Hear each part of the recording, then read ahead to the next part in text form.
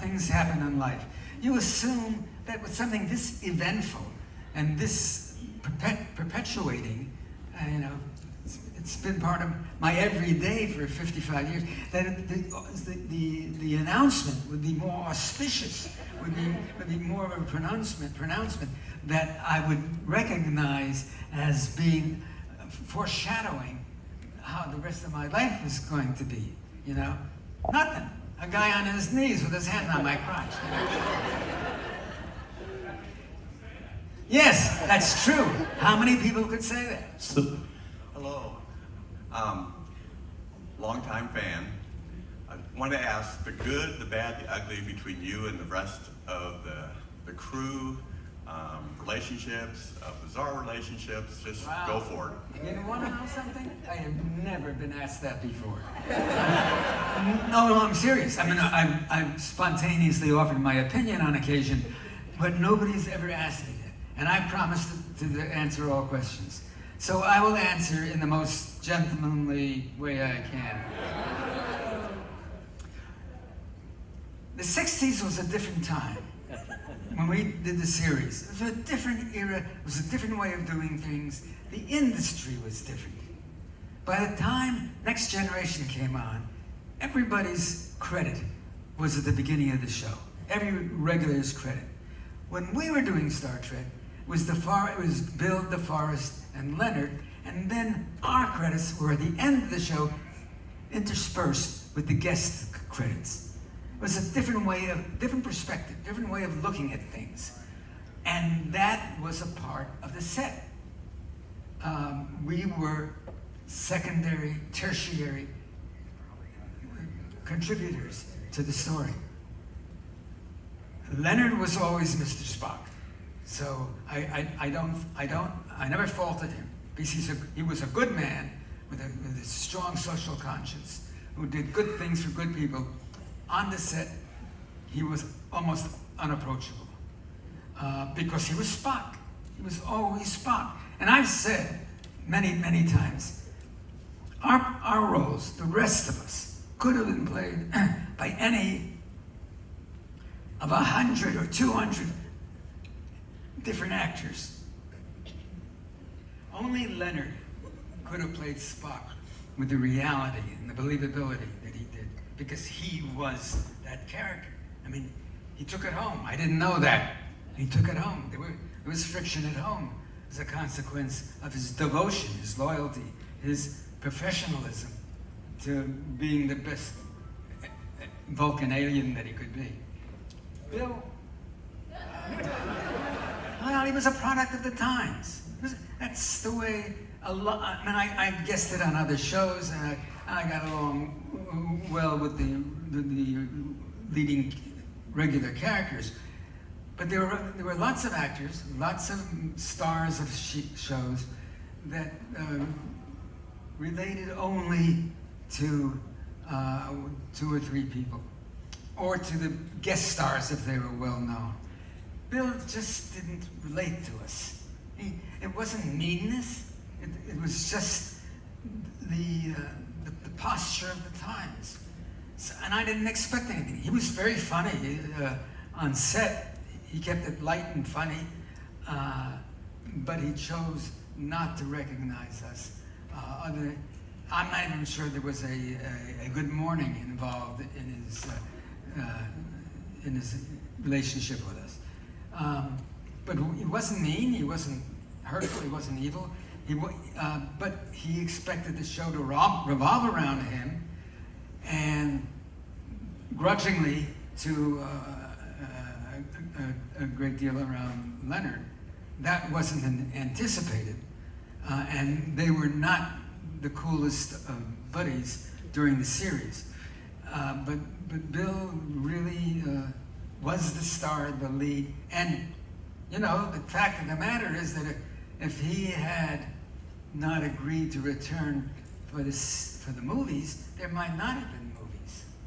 He was the moneymaker. It was the box office. So there is reason, I suppose, for him to feel justified in a rather standoffish attitude an attitude of not recognizing us.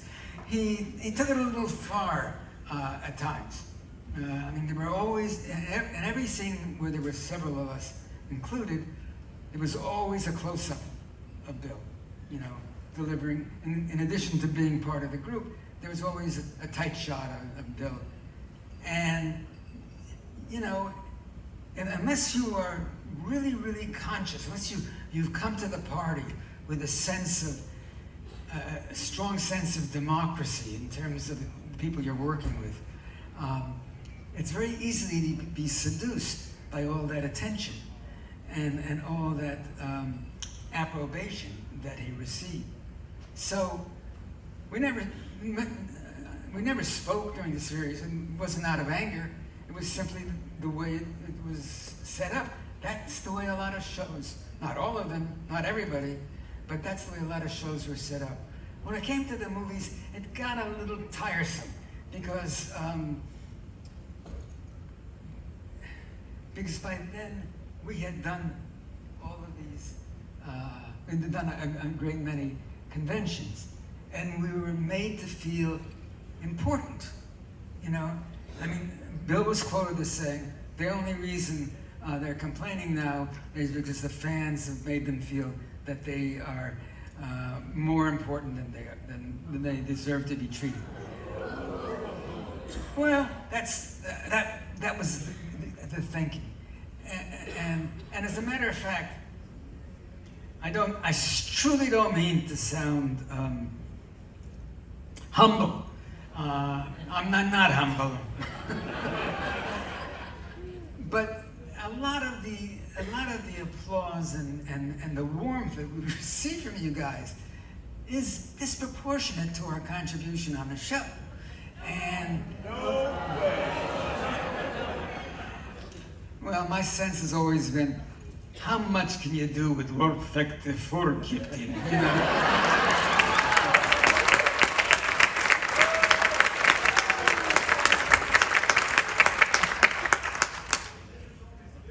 We were there expositionally. We were there to help move the plot.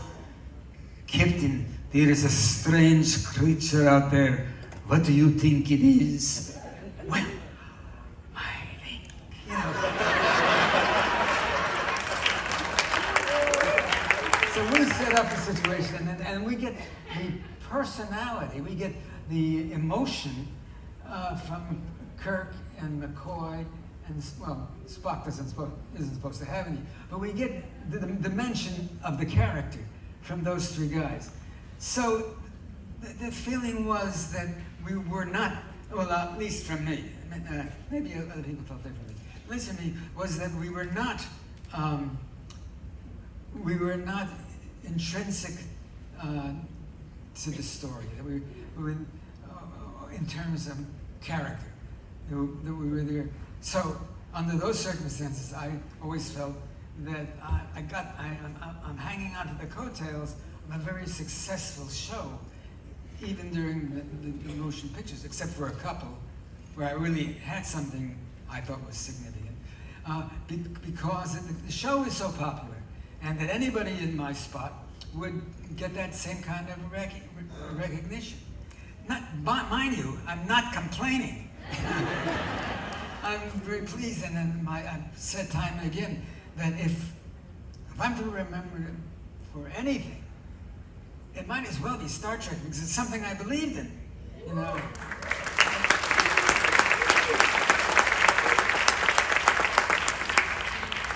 And it isn't even the stories. It's not every story. It was one that you know gives insight into the human condition.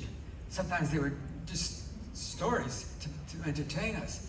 But it was that crew, that 7-member crew, that was an acknowledgement that we were in a time that everybody was accepted. Everybody was important. And we saw that every week. We saw that every week. There was the Japanese American, there was the African American, there was the alien, there was the Russian American, during the time of the Cold War and the Iron Curtain. So all of that added to the sense of we're doing something that will, I don't know if I really believed that it would live on the way it has, but I felt that we were doing something worthwhile, and that it has turned out that way, and that it's gone on in perpetuity the way it has, is a wonderful, it's wonderful to say, yeah, I was part of the original Star Trek. I feel very pleased because of it.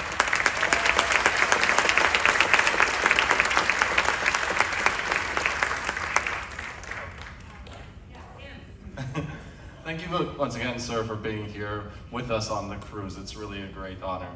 I had actually had a question that was touched on your previous answer. As a person born just barely in communist Eastern Europe, I actually was very inspired by your character on Star Trek and showing the unity of humanity in this endeavor.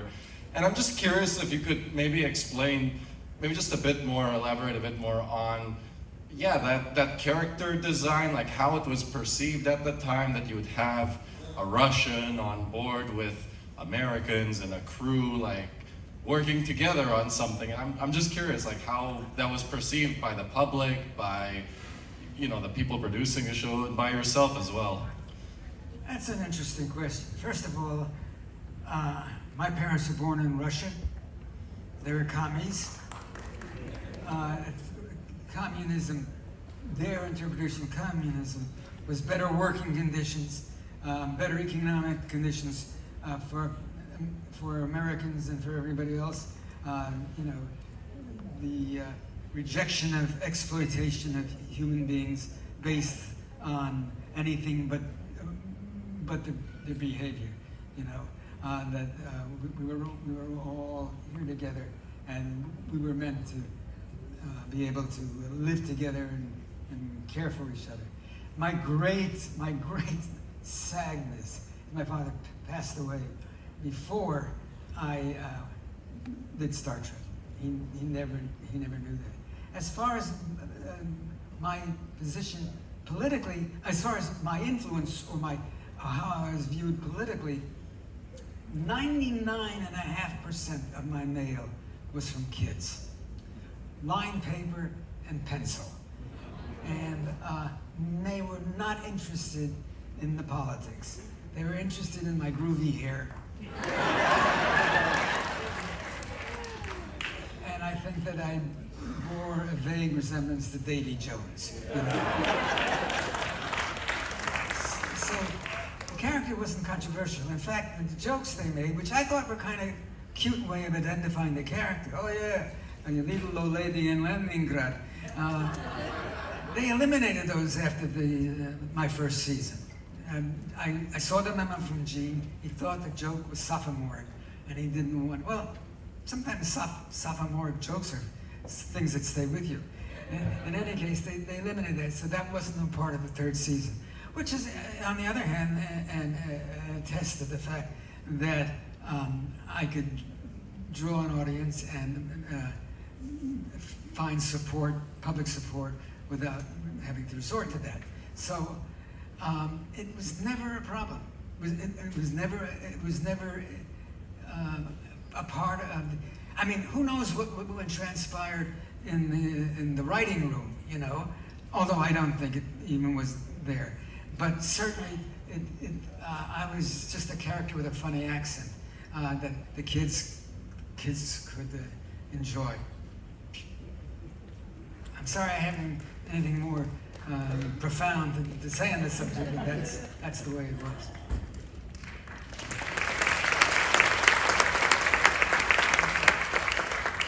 Yes, hi. So I was going to actually comment on your role in the fact that currently times are so divisive, and I feel like Star Trek was a big part of breaking down divisiveness in the 60s, and we need some more of that today, but I think your recent answer really covered that. So I'm just going to ask you, what was your favorite episode to act in, and why? Well, it's very the answer makes me sound pretty superficial, because it's the one I had the best part.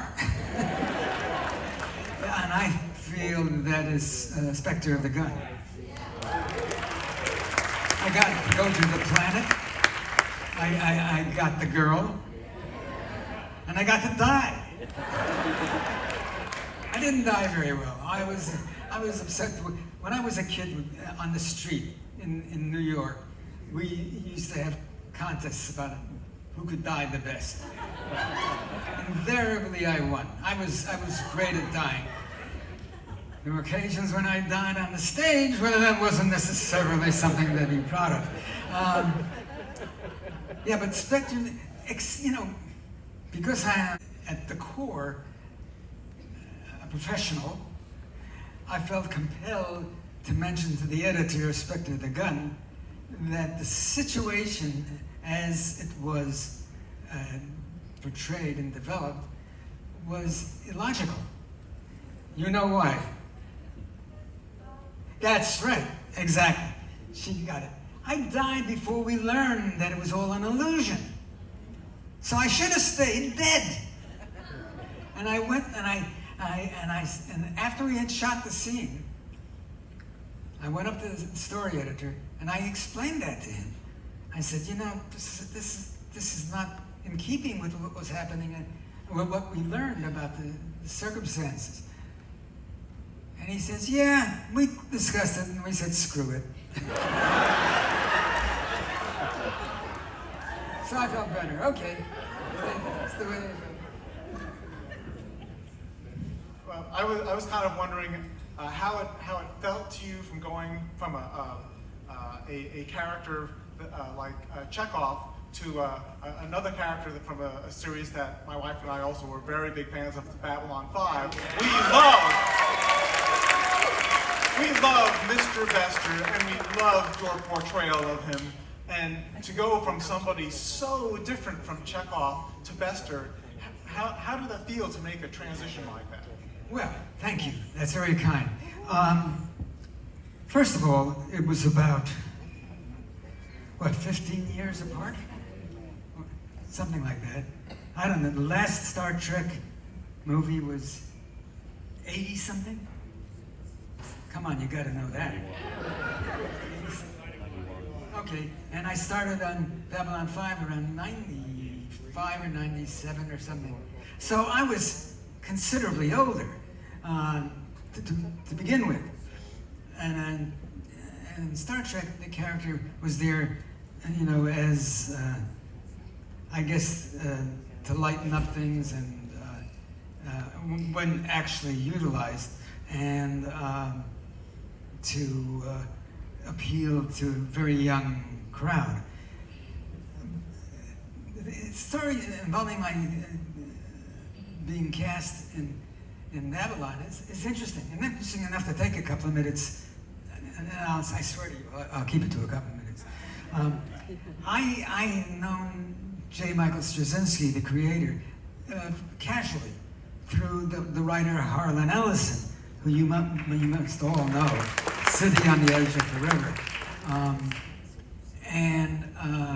Well, there's two parts of the story. Let's pray that I can remember both parts. The first part is I was trying to write a comic book, and he was doing that, and I was looking for a collaborator on a comic book. Why I thought that he would be willing to do that is quite beyond me. I mean, talk about ego, Jesus. But he said, come have lunch. So I came to lunch, and he said he was working on a television series idea that he had sold, and he would wanted me to come on, get this, what on Babylon 5 was called, where the people came from, the area that they had lunch, where they traded. There was, what? Yeah, that. He wanted me to be seated there, and the camera would pass me. I'm, you know, just seated there. Camera would go past me, and as it went past me, you would hear me saying, "Well, on Star Trek, we did it this way." I said, great, I love it. What fun. Well, it turned out that wasn't the lines that I had. He actually built a character for me. And it was a good character. It was a character, the guy goes into the mind of the captain. They shrink him and he goes into his mind. And about 2 weeks before I was supposed to shoot it, I was in Chicago.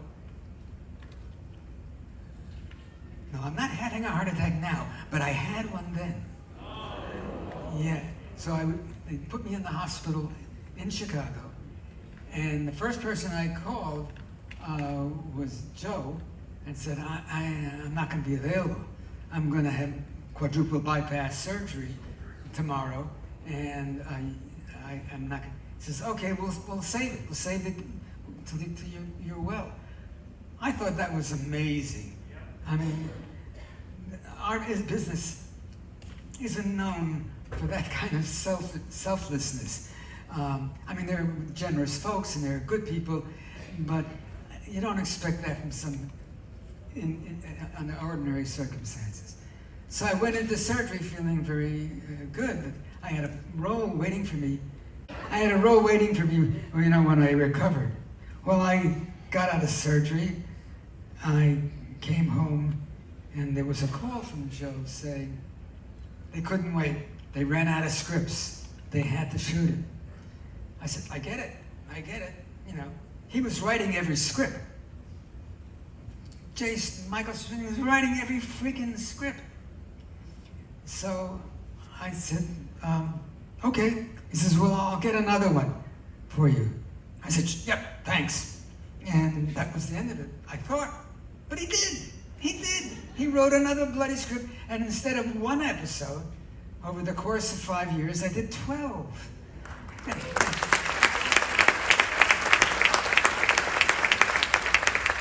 I played a character that had a life, you know, outside, was sitting at a council, you know, and whose involvement in the stories wasn't just expositional. It was a focus in the stories, not the focus, except for one episode it was the focus. My chorus mother, the chorus father. He wrote that specifically for my character. In any case, it was an extraordinarily wonderful experience. I loved everybody on the ship, on the crew. Everybody was great. There were no exceptions. Character was principal to every story. And more of a challenge, more dimensional. So that's my best experience in television. I am obviously most grateful for Star Trek, because without Star Trek, Babylon 5 wouldn't have happened, as well as some other things. And it's, you know, it's kept me afloat for 50 years, Star Trek, you know. But as a challenge, as a satisfaction, in terms of satisfaction, Babylon 5 was the most engaging time I had. So I'll always have as much as I have left, I'll always have a good place in my heart for Babylon 5.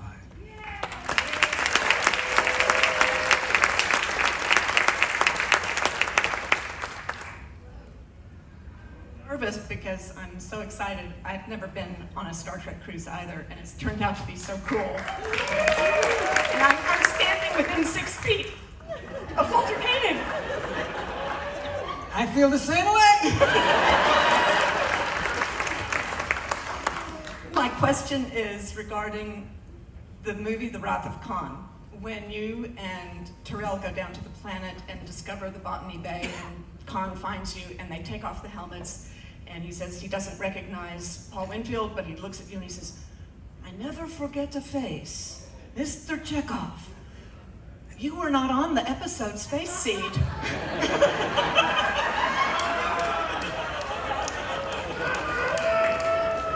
So was that another screenwriter's screw it? Okay. I have to confess, as I have at least 300 times in the past at conventions, what the circumstances were.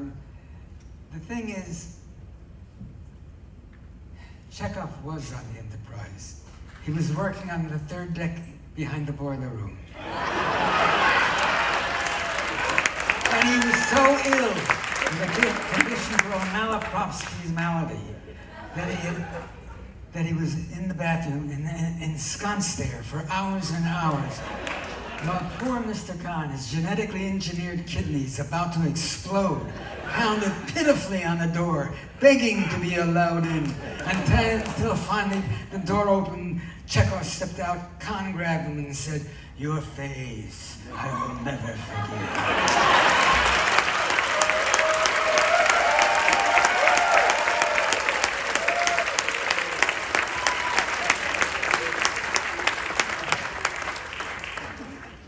And the backside of that story is that when I read Star Trek II, when I went in to read, I read what a good script it was. But in this draft, Spock dies in the second act. And I said, that's impossible. I said, they're going to pick up on this. They have to. You don't kill off one of the main characters in the second act of a 3-act story. And nobody had said anything. And I called up Howard Bennett. I said, I need to talk to you, Mr. Bennett. He said, I don't talk to actors. I said, no. I'm not calling you as an actor. I'm calling you about the structure of your script. So he says, oh.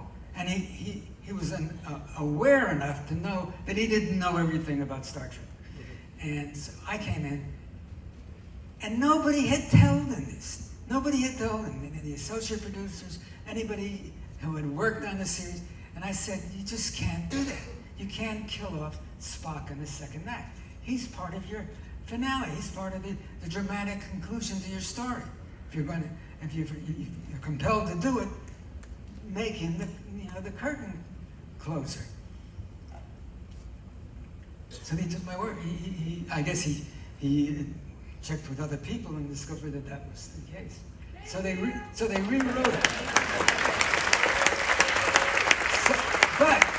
But from the very beginning, Chekov had the role that he had, and Khan saying that he remembered me. I realized that was impossible, and I made the decision, as a professional, as somebody with integrity, as somebody who believed in the art of acting and being honest with the public.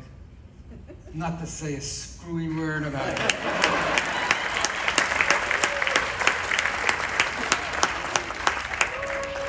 I decided that, hell, this is my opportunity. I'll figure if it ever comes up, which I didn't think it would, I would have a story. So that's my answer.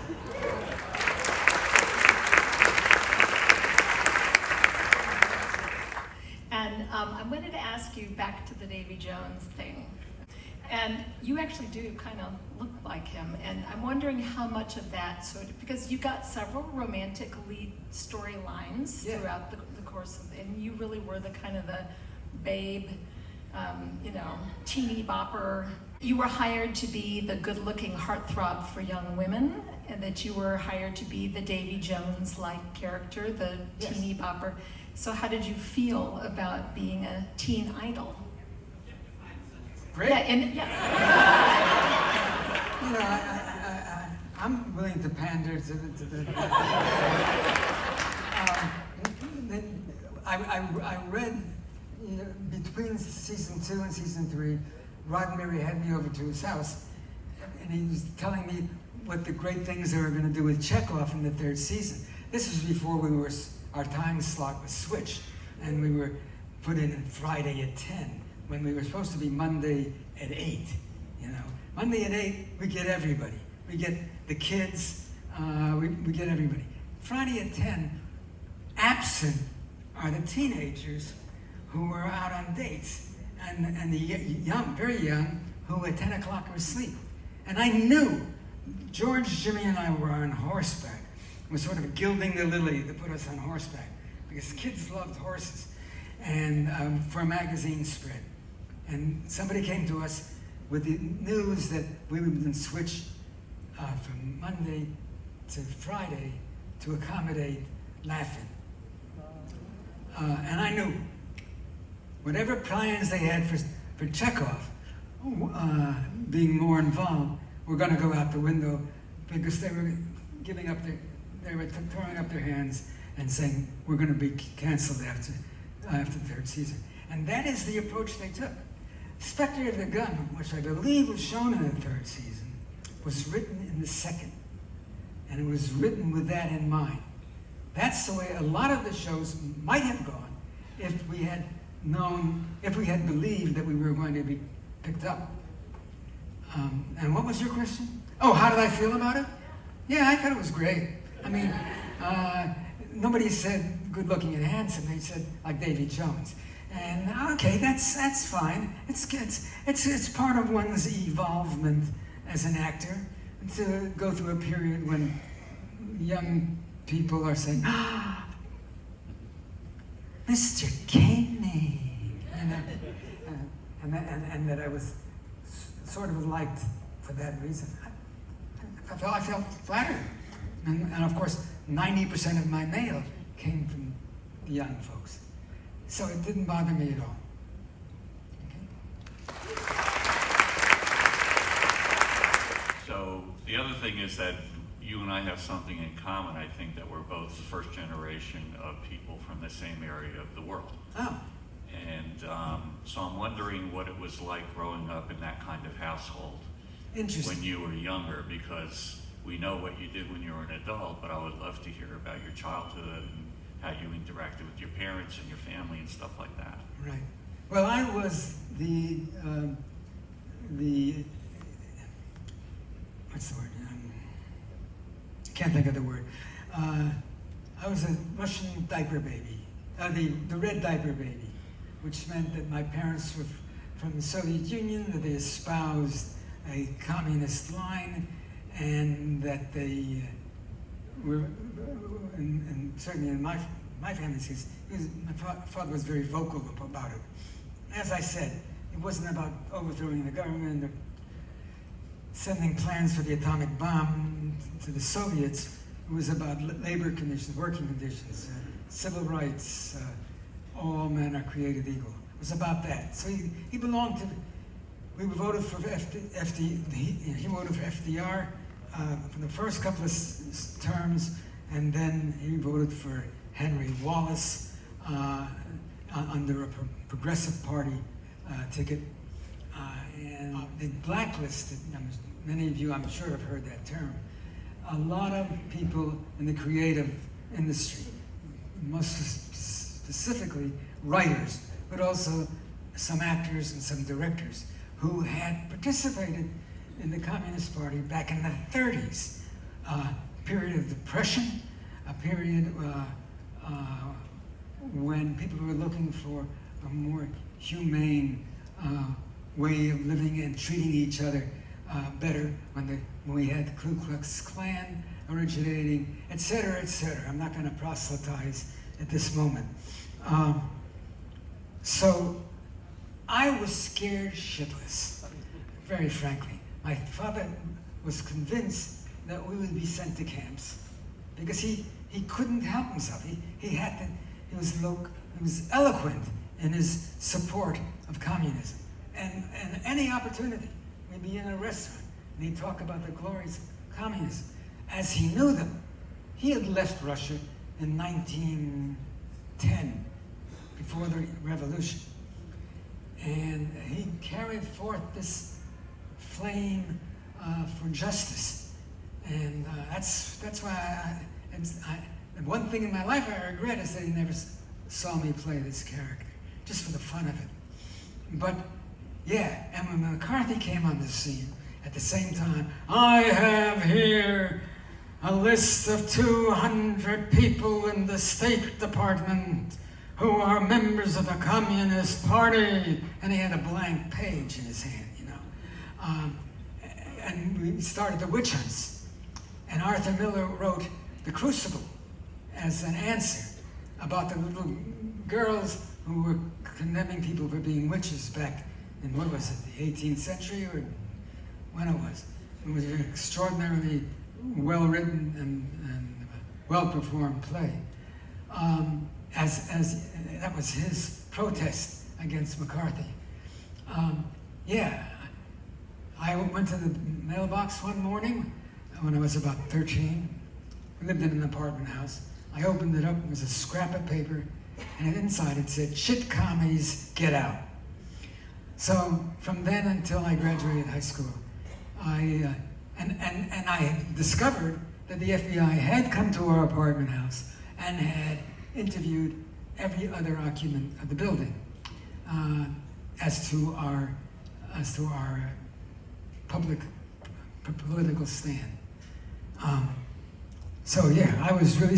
But when I went to college, and I went to college in Iowa, there weren't any communists in Iowa. Anyway, so yeah, that was where I was coming from. I was coming from this, and I told nobody. I told none of the people I went to school with, nobody that my father, was an avowed member of the Communist Party.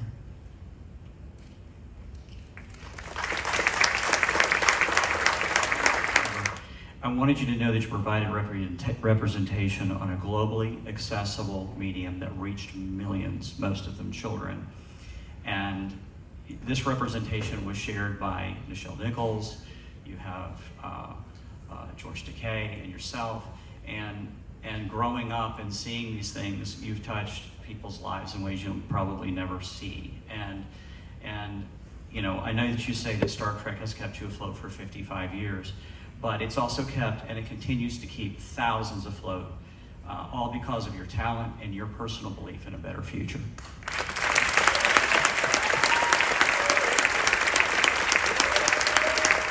J. Michael had a rule: nobody changes anything. Nobody changes a line, which was okay because there was nothing that I would have objected to, except that there were a couple of lines I thought I could improve upon. And despite his cautions to the contrary, I asked him if I could change the lines, and he said, "Yeah." So I did. It was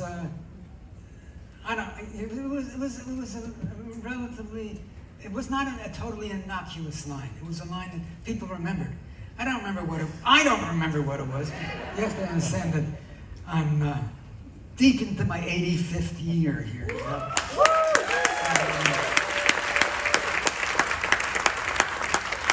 I'm going to hold that accountable for my lack of memory. But it was such a terrific environment in which we work. I don't think I would have enjoyed knowing what Bruce's politics were, but I liked Bruce. He was a neat guy, and I'm just as glad that I didn't find out till way afterwards. In any case, I liked everybody. We all got along. It was a terrific atmosphere. I love the fact that the character, as I'm already repeating myself, that the character was so involved in the storyline, and et cetera, et cetera. So, yeah, that's the one I'll remember. That's the one I'll remember.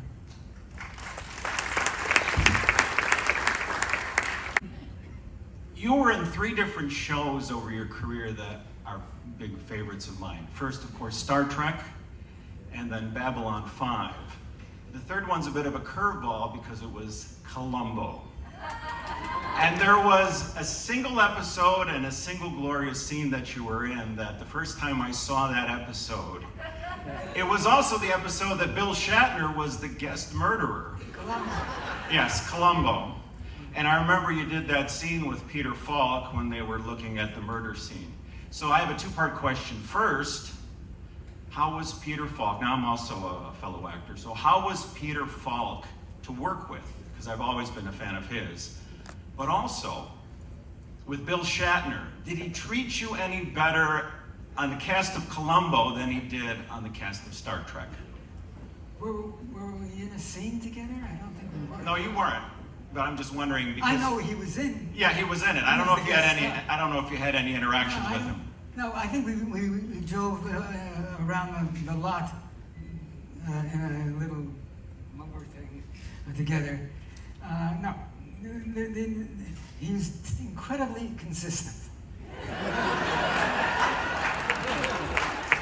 Nothing ever changed.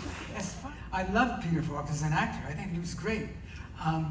We started shooting that scene around 3 in the morning. I made my medical insurance on that scene.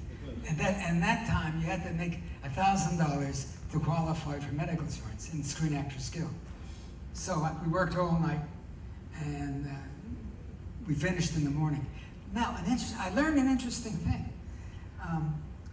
We rehearsed it many times, and I'm as a detective or something. Yeah, I'm going around giving my sense of what happened. And I said, and then he shot him, and then blah, blah, blah, blah, blah, blah, blah. And I did it, and then he shot him. So what I learned is you can add a little bit of your own only so many times when it's going to get on somebody's nerves. And Falk told the director, don't let him do that anymore. So that was pretty much the course of our conversation and interaction. But other than that, it was fine. I mean, I got my medical insurance. I made $1,000. I think we're coming to the end, right? 5 minutes, okay. The thing was, I was curious when you were on Shatner's show, talking with him with your doll. Yeah, he seemed kind of off on everything he said.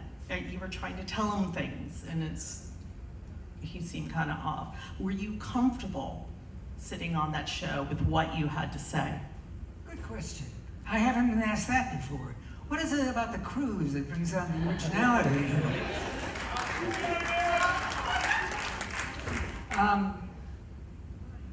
It's interesting.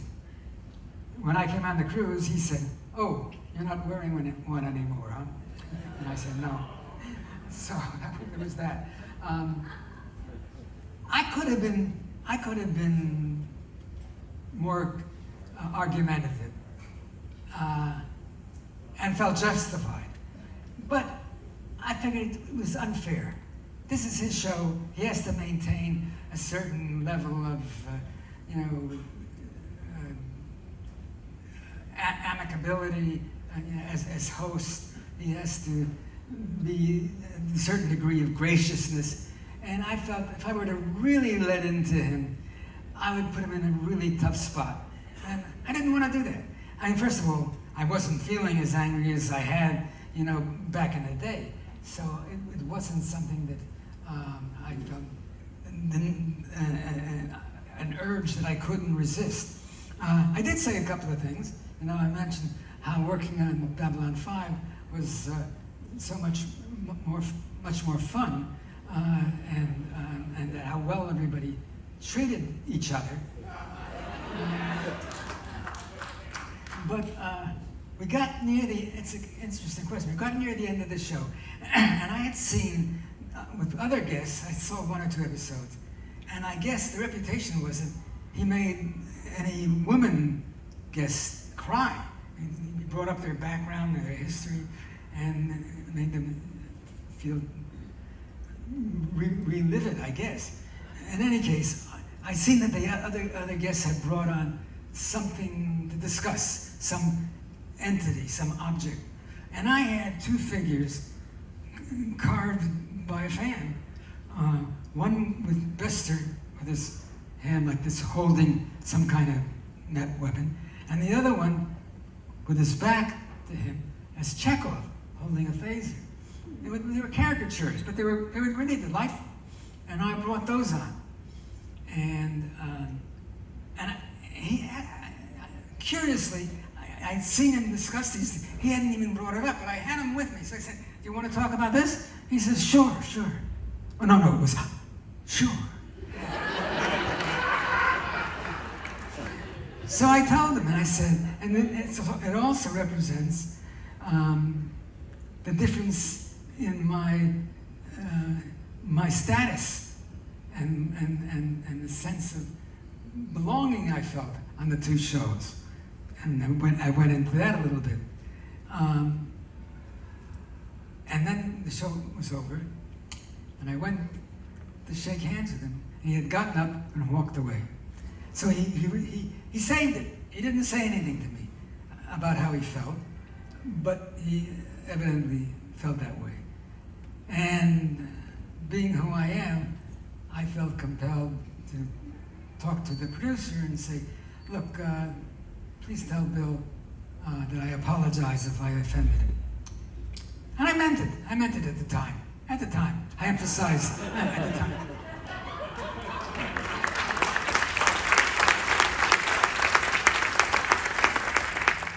Quick promotional moment. Okay, I've been pretty good. I haven't brought up anything. I wrote a book called Warp Factors, a Neurotic Guide to the Universe. And it was published in, I think, I don't know. I don't remember when it was. But it carries my life from the beginning, pretty much, to my third season on Babylon 5. And it was released. It did well. It had good circulation. I got some very nice reviews. And then I was approached to do an addendum. And I think I did it as much because they let me use the title I wanted for all three books that they wouldn't allow the first time around, which was Beaming Up and Getting Off.